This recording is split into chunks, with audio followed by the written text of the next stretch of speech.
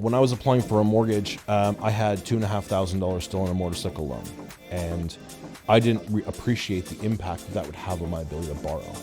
Turns out that $2,500 impacted my ability to borrow by $60,000. Here we are, another episode of Relentless Life on Your Terms, Season 4, with another great guest, Ben Shapira. Thanks for coming on the show. Thanks for having me on.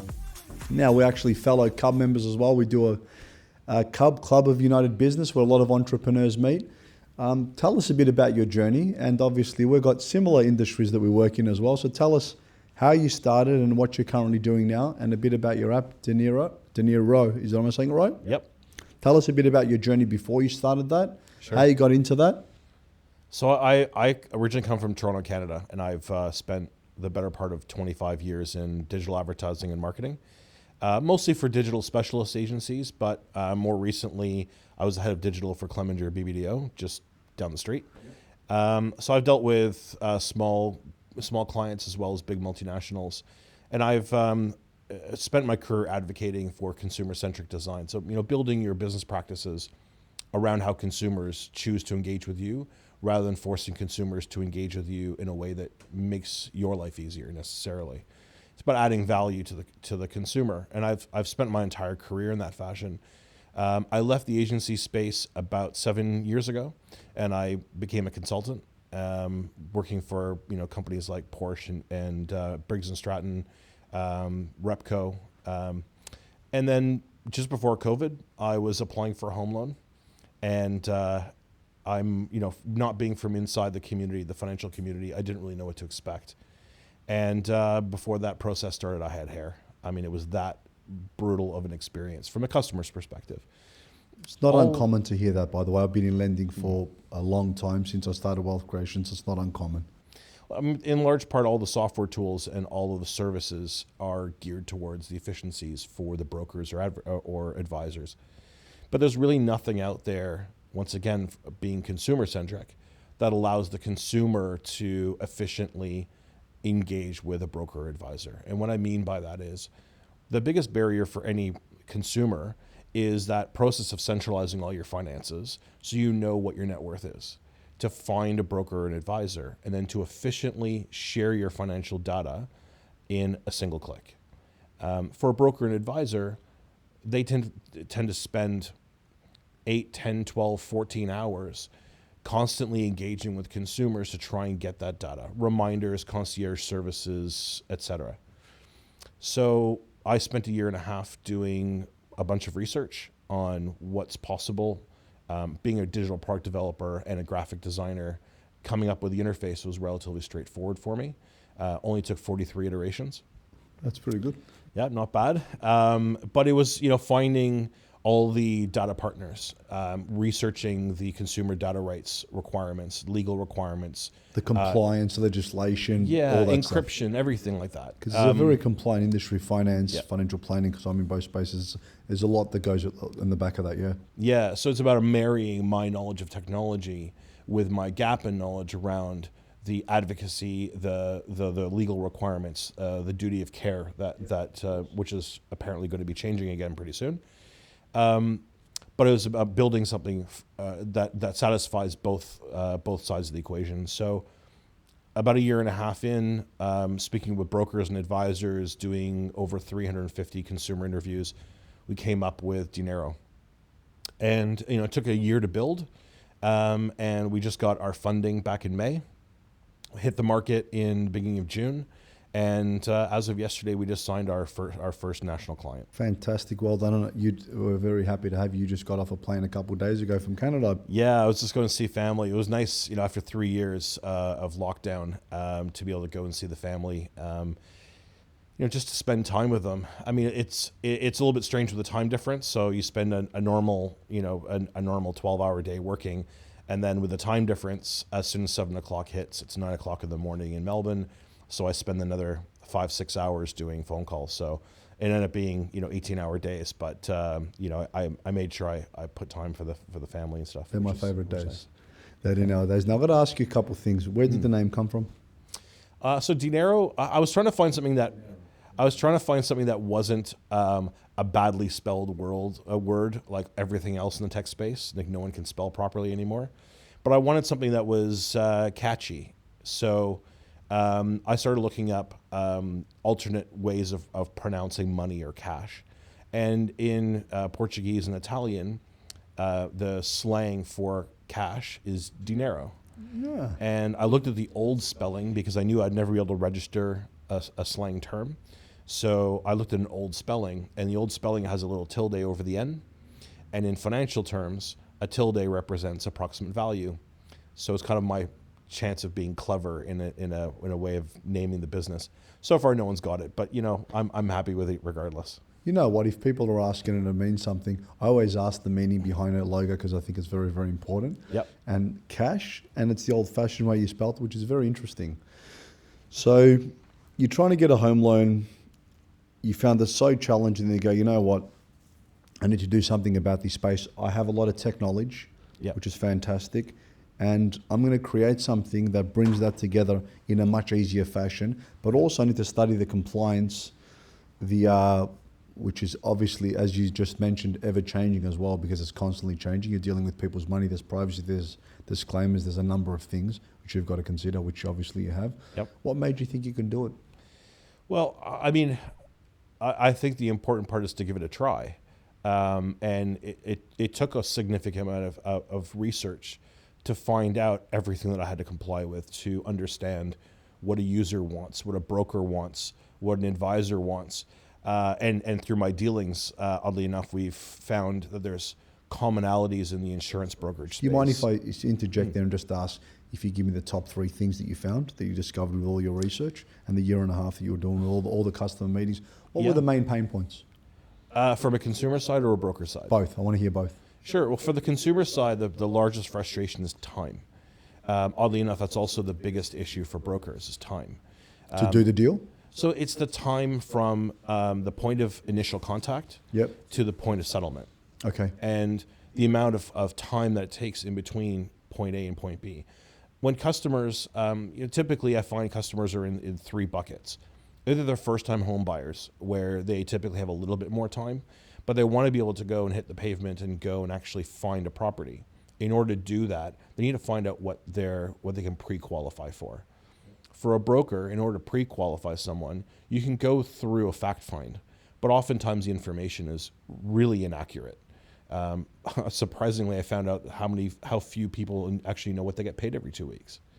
So to understand that and say, well, first things first with Deniero is to be able to efficiently share that data with a broker and advisor in a comprehensive report, so that you as a broker would understand what a customer earns, where their income's coming from, what expenses they have, how is that broken down, what percentage of their expenses are in each category. A living, a cost. So it's very, very clever. So you can actually see different lenders will look at how they'll look at it from their borrowing capacity, Yes. their loan to value ratio, their debt to service ratio. So by doing that, it will clearly articulate how much because a lot of people don't know that. It's funny, you think how much do you earn? People have to get their pay slips or their tax or the group certificates or how much they have in super. So you think it's be on top of people's mind, but in most cases it's not out of sight, out of mind. I make X, but they don't know what the gross amount is. So yeah. They also don't understand that they might have multiple sources of income.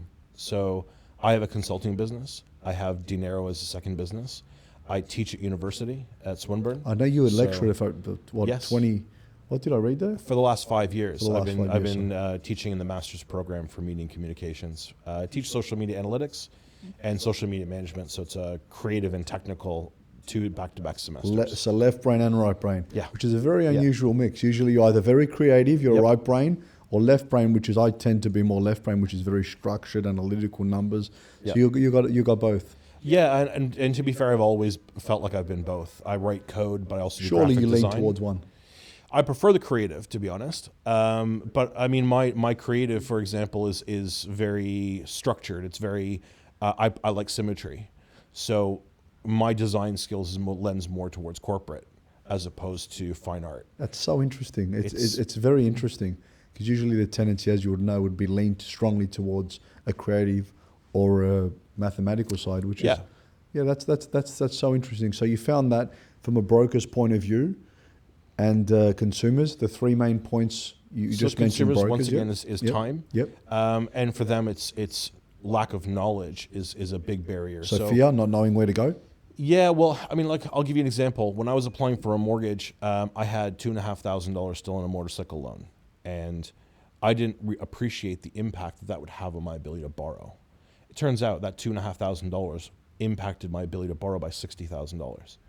So when I found that out, I literally walked across the street, paid off the loan, because for me, for tax purposes, it was better to have the loan payment.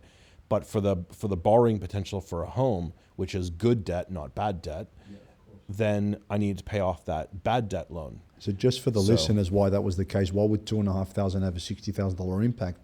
Is because the way the bank looks at it is you could be in the maximum debt amount of X. Because people have a credit card of $20,000, they go, but I paid off each month. But the way the bank calculates Yes. it is a maximum of $20,000 you could be in debt tomorrow. What's the minimum repayments? That's now, right. credit cards over 5 years, not 30, which means it affects your DSA exponentially. But if people don't have the knowledge around that, they're thinking it's only $2,500. But the loan limit really impacts your ability to borrow more money. So it's not really common knowledge. Right, and it also depends on geography. Back in Canada, they look at your average monthly turnover. They don't look at the total amount of Oh, is that how they do it over there? Yeah. Oh, wow. So it's based on your repayment history, how much debt you carry from month to month, and your repayment term. So have you paid regularly? Here, as you're saying, the banks look at the total amount of unsecured credit and assume, for the sake of giving you a loan, that that credit is maxed out and you're only paying the minimum. So the advice that I got was limit the number of credit cards and reduce the amount of structured debt, and have only the minimum amount that you need to. It's good advice. Absolutely. But a lot of people do this, and the banks count on a couple things. So let's say your living expenses are $5,000 a month. People go get a loan, they give them a line of credit, and they go, hey, we'll give you a $10,000 loan. Now, what people don't realize is where you were spending $5, the good old days when it was cash, you spend $5, you got no more money. Swipe, swipe, swipe, swipe, swipe, you spend 10. And I wrote about this in my book, Ostrich Finance. People don't look at the 10 grand, will pay it off and it comes off their home loan. So where they were going to use clever things like a line of credit and offset account to drop their repayments, their interest, it's actually going up because they're spending more money. Yeah. And what does the bank say? Hey, Ben, how would you like 12,000? Tick.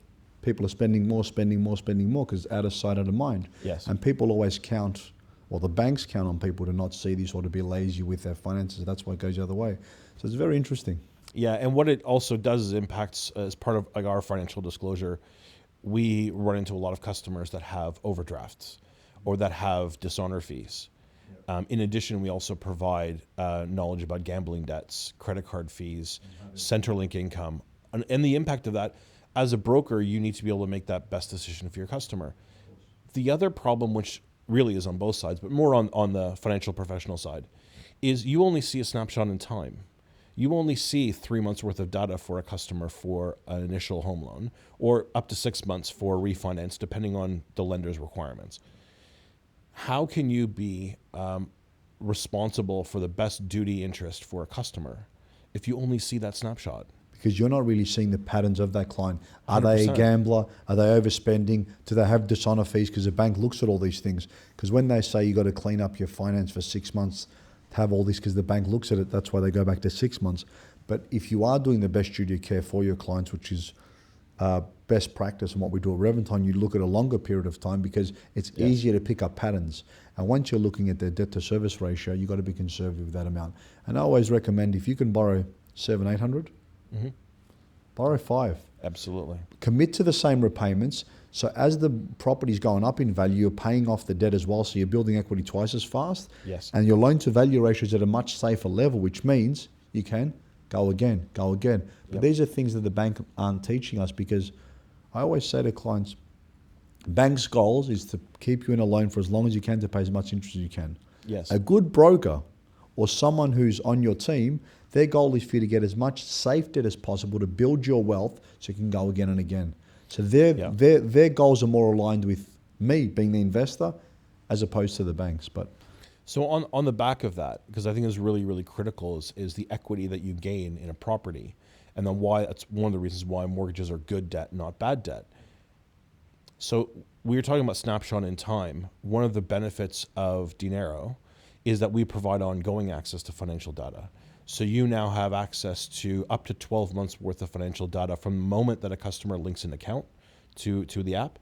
But also you have, as long as you're paying for customers' licensing fee, you have ongoing access to their financial data with their permission, of course. Of course. But what also we do is when someone connects a property to our app, we do mortgage properties as well as owned properties. We always ask the customer, tell us the address so we can do a lookup for the valuation. We also ask them how much they paid for it. And then we will let the broker set a notification threshold and say, I want to be notified when this particular property hits 40% equity, and I want to know every 5% thereafter. And that gives you, once again, as a broker, as a financial professional, the tools that you need to be more engaged with your customers and help them maximize their financial portfolio. Their equity, their position. Exactly. Now, the side benefit is you get extra commissions year on year for that particular mortgage. But the way I look at it is, if we can facilitate the communication, Yep. it's a win-win for both sides. I get, say, as a customer, I'm not just looking at one particular property, but potentially multiple properties, or if it's an integrated firm like yours, then to have financial advice and a brokerage together and get a broader, more diversified portfolio, right? You get to see the growth of that over time in real time, rather than just seeing that annual check-in. Yep. And you get the extra commissions for the value that you're actually contributing and bringing to the customer, and rightfully so. So for us, we don't provide any financial advice. We don't have a credit license or an AFSL. We simply facilitate the engagement and communication between end users and their financial professionals. And we show the value that to consumers of the growth in their portfolio, and give the information and the tools for the brokers and advisors to make those effective decisions. And there's a variety of different tools that we're going to be creating going forward. But this is one of the tools that's over the next few weeks that's actually coming out. We're also doing goal savings tools, very high-end or high-level budgeting tools. So it's not going to be someone sitting over your shoulder and monitoring every penny, but to give you the information as a consumer to know where your money is going. Very few people have a budget, and an even smaller percentage, 2-3% actually follow. But a lot of it's out of sight, out of mind.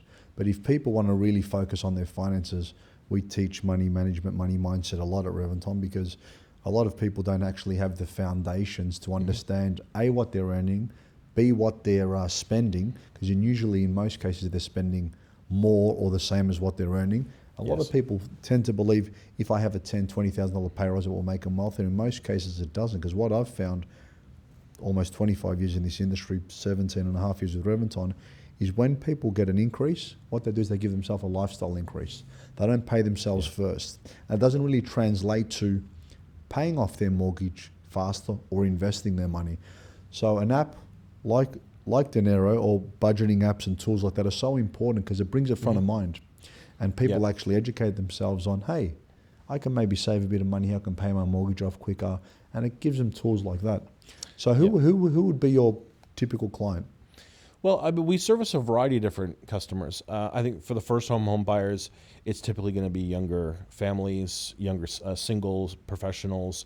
We also, for anyone who's a sole trader like myself in my consulting business, we get extra scrutiny. So someone, and this is sort of what the gig economy has become. You can talk about anyone who's, a Sparky, or, anyone in the construction industry. You can talk about a tattoo artist. You could talk about a hairdresser, or a sole trader, or a trader. That's anybody. Yeah. I mean, if you go to a gym, the person, your the fitness instructor that's running his own business within a business, a contractor. Yeah. And then we handle more complex cases as well. So couples, families. We can also handle small businesses. We can handle pretty much anyone who has access to institutional financial data. We can connect those accounts. We have access to about 330 institutional lenders and banking institutions. We also have access to super. We have access to owned properties, and you can also connect your own vehicles as well. So we get all those valuations together and put it all into one piece of kit. And we're actually the only ones on the market who do this. What's your goal with this app? Well, I mean, for me, like I said from the beginning, my focus is on the consumer. If I can address the problem that I had so that no one else has to go through it again, I consider that a win. But if also I want to be able to be more engaged with changes that are happening in the financial sector, I'd love to be able to engage with legislation, specifically stuff like open banking. Open banking is a good idea, but it is very flawed at the moment. You know, stuff like consumer disclosure is flawed. Open banking largely benefits the big banks and not the smaller lenders. Of course. The cost of engagement, the cost of delivery is very, very high. But also consumer education is also critical and important. You were talking about offset accounts earlier. Yeah. I was really blown away by how many people don't know what an offset account is, never mind how to use it properly. Because it's a really interesting tool that could be beneficial for a consumer if they use it properly. But if they don't, it's a massive debt center. I've seen it both ways. So you said the key thing, and I always say this to clients, it's a great tool if used properly. And you've mentioned the term open banking a few times, which I want to share with people. Open banking is before where all the banks can share information to what bank you've got certain debts with, how many credit cards, kids. Basically, they share all that information, which makes it a lot more scrutinized when it comes to your debt to service ratio. So which is good in a sense, but also, it makes it a lot more compliant. And you got, governing bodies like APRA that are going to keep scrutinizing things, which protects the consumer as well. So I think there's a lot of benefits to it, but people, it's becoming a lot better when it comes to when you're going for a loan. They're going to do their checks a lot more thoroughly when you have this open banking. It is designed to democratize access to financial data. It is consumer centric. In other words, the consumer is the one who holds the rights to their financial data and authorizes it typically on a needs basis. So it might be for a payment provider, credit card, a home loan, vehicle loan, but it can also be used for other purposes as well. And as open banking becomes more ubiquitous, they'll be adding in, third-party lenders. Insurance will go into that space. Superannuation. Right now, the energy market is latching onto open banking as well. The idea is real-time data, really, more than anything else. What we provide is scrape data, so our data is no more than 24 hours old. The difference is, for us, we only need permission once for access to financial data. The consumer can turn it on and off about access. And then you can keep getting the most updated data. Yeah, it's interesting because the legislation, and this is why I want to be involved. Scrape data. It's screen scraping. So it's literally what you see when you log into your bank is the data that we collect. It's 24 hours live. Yeah. Wow, I never heard that term. So we update every 24 hours. Our data vendor is a company called Yodlee. They're the largest international data vendor that's on the market. They're completely encrypted and compliant. So is our app. We're end-to-end encrypted. In fact, we don't even allow any transactions in our app. So our data is read-only. So even if someone was to try and hack our app, there's nothing to take. Because they can't go in and transfer money or nothing. It's basically, it's for the convenience of the consumer, the broker, to bring them two together. Yes. And our data is separated. So your financial data and our consumer contact details are in two separate databases and encrypted. So you would have to be able to steal both of those, have the key to be able to unencrypt it, and then be able to sort of decipher the information. Good luck. And what all you're really getting is your past purchase history. You can't really do anything with it because there's no credit card information being stored, right? We don't store account details. We don't even store bank login information. So the first time you log in, all we get is an alphanumeric key that allows our app to identify ourselves with our data provider as an authorized recipient. So we don't store your login details either. Our insurance company has us at the actual lowest threshold of cybersecurity threat. So this is another consideration that we had, is making it as simple, but also making it very, very structured and secure. And in the end, it's also about efficiency. So those are the three main things that benefits everybody. It's for anyone who's time poor, anybody who wants to make better decisions, anyone who's really interested in their financial well-being in the future. And from a professional's perspective, it's about being able to legitimately provide the best interest duty for your customer, because you now have access to an ongoing access to financial data. you can see the value you're bringing, and you can make decisions in time and not based on reactionary information or based on a check-in. You see the data in real time, make decisions immediately. Look, I've got to say the duty of care is fantastic, and I've got it's super impressive, the data and everything that you're saying to be able to facilitate that. And all came from an idea that you go, you know what, I can make this easier. And you married your love of tech, very unique, I must say, right brain and left brain person that can put this all together. And you just thought, you know what, done a bunch of interviews. What can I find out from both the consumers, and I'm sure you would have spoke to a ton of brokers.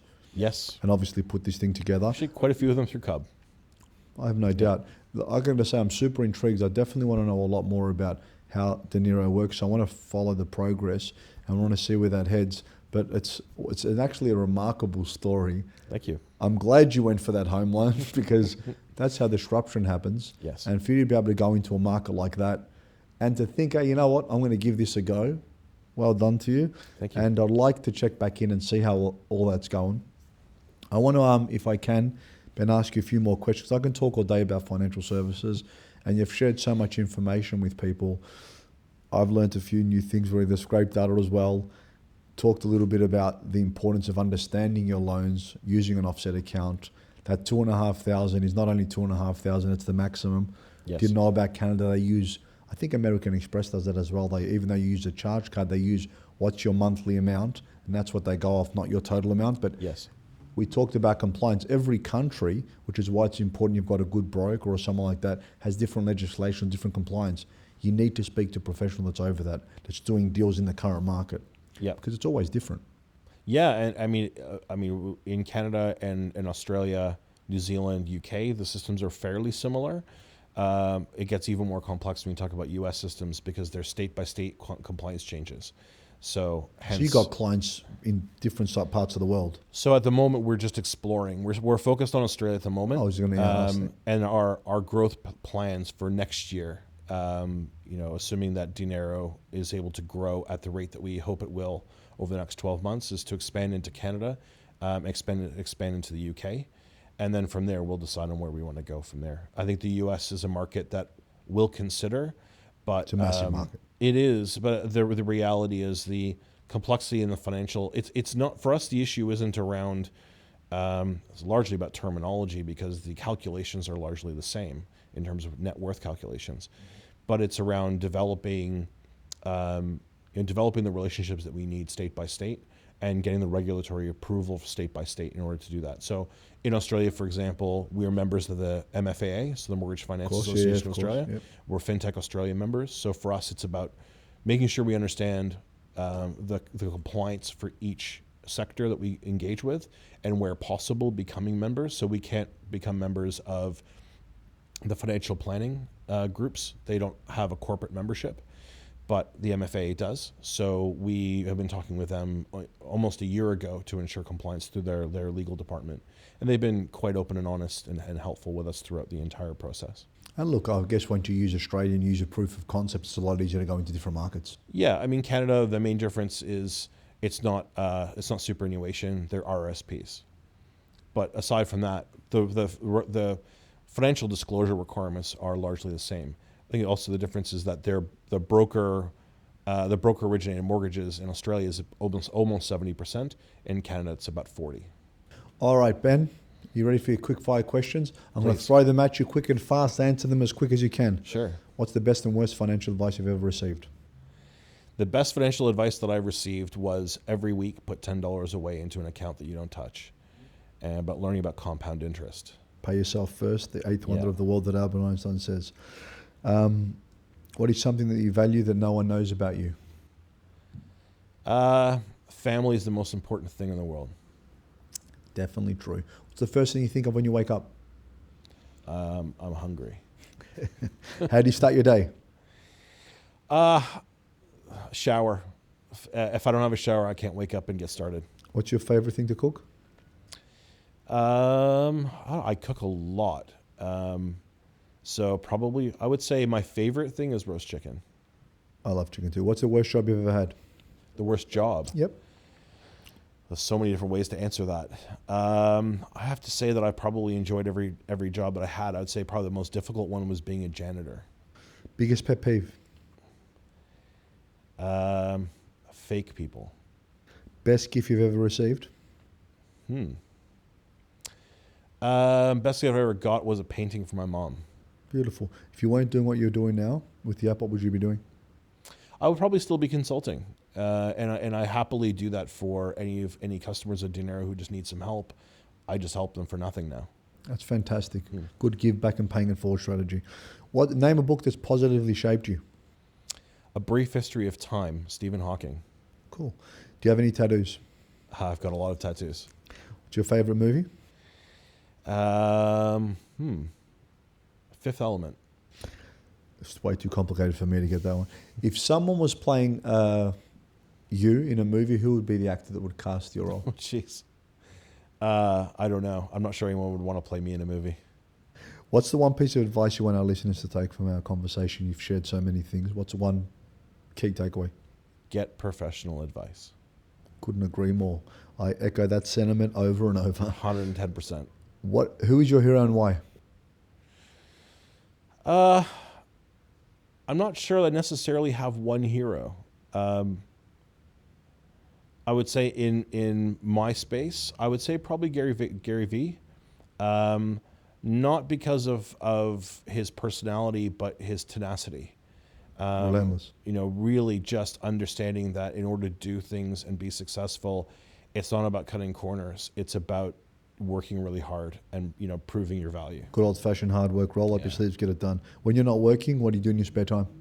Up until I had to sell 2 motorcycles to get this business up and running, but up until then, I raced motorcycles at Phillip Island. Fantastic. Now, when you're super stressed, being an entrepreneur, I'm sure there's many days. As you said, you lost your hair starting the app. Yeah.